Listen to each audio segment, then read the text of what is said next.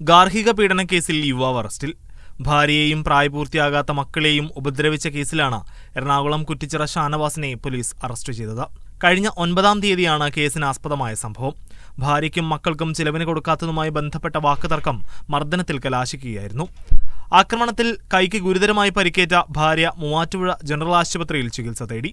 തുടർന്ന് മൂവാറ്റുപുഴ പോലീസിൽ പരാതിപ്പെടുകയും ചെയ്തു.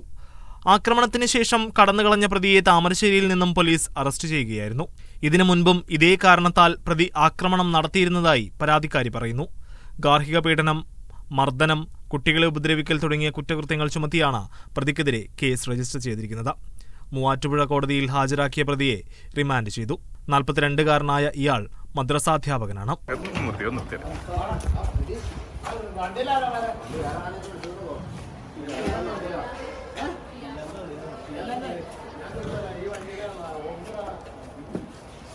കരടിക്കട്ടെ